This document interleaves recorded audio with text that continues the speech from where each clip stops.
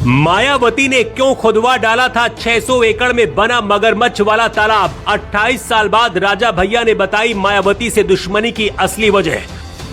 उस दिन ऐसा क्या हुआ था जब राजा भैया के इशारे से मायावती को छोड़नी पड़ी थी मुख्यमंत्री की कुर्सी? राजा भैया के भौकाल से टकराई थी मायावती। मायावती और राजा भैया की दुश्मनी के पीछे खेल रहे थे राजनाथ सिंह। 28 साल बाद राजा भैया ने बताया क्यों मायावती ने भेज दिया था उनको जेल। राजा भैया के 600 एकड़ में बने मगरमच्छ वाले तालाब की कहानियां आज भी सुनाई जाती हैं, लेकिन उस तालाब को मायावती ने क्यों खुदवा दिया था, क्यों राजा भैया को जेल भेजा, इसके पीछे की वो एक घटना है जिसके बाद मायावती ने राजा भैया को अपना दुश्मन मान लिया। बात 1997 की है। उत्तर प्रदेश में बीजेपी और बीएसपी की गठबंधन सरकार चल रही थी। बीजेपी और बहुजन समाज पार्टी में 6-6 महीने का मुख्यमंत्री बनने पर डील हुई। डील के मुताबिक मायावती को सितंबर में अपनी सरकार के 6 महीने पूरे होने के बाद सत्ता बीजेपी को हस्तांतरित करनी थी, लेकिन ऐन मौके पर मायावती ने ऐसा करने से मना कर दिया। हालांकि सियासी दबाव में मायावती को कुर्सी छोड़नी पड़ी और तब कल्याण सिंह मुख्यमंत्री बने थे। कुछ ही महीनों में मायावती ने बीजेपी से समर्थन वापसी का ऐलान कर दिया और तब यूपी की सत्ता में राजा भैया की एंट्री होती है। राजा भैया उर्फ रघुराज प्रताप सिंह कुंडा से निर्दलीय विधायक थे। उन्होंने तब मायावती की पार्टी बीएसपी और कांग्रेस के कुछ विधायकों को तोड़कर और कुछ निर्दलीय विधायकों के समर्थन से कल्याण सिंह की सरकार बचाने में मदद की थी।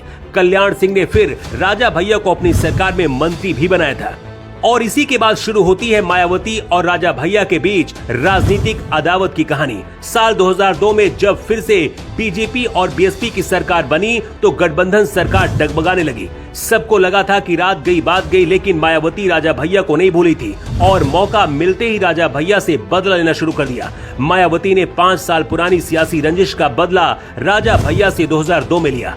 बीजेपी ने राजा भैया का नाम भी मंत्री बनाने के लिए दिया था, लेकिन मायावती ने राजा भैया को मंत्री नहीं बनाया, बल्कि इसके बाद 2 नवंबर 2002 को तड़के सुबह करीब 4 बजे राजा भैया को आतंकवाद निरोधक अधिनियम पोटा के तहत गिरफ्तार करवाकर जेल में मायावती ने डलवा दिया। रघुराज प्रताप सिंह की भद्री रियासत की हवेली में भी मायावती ने पुलिस का छापा डलवा दिया। कहा जाता है कि इस छापे में हवेली से कई हथियार बरामद हुए थे। इसी के बाद राजा भैया पर पोटा लगाया गया था। उनके साथ उनके पिता उदय प्रताप सिंह और चचेरे भाई अक्षय प्रताप सिंह को भी अपहरण और धमकी देने के आरोप में गिरफ्तार किया गया था।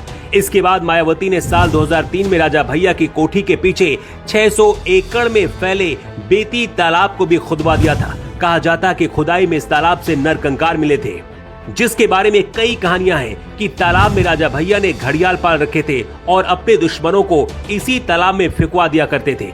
हालांकि इन आरोपों को राजा भैया हमेशा झूठा बताते रहे।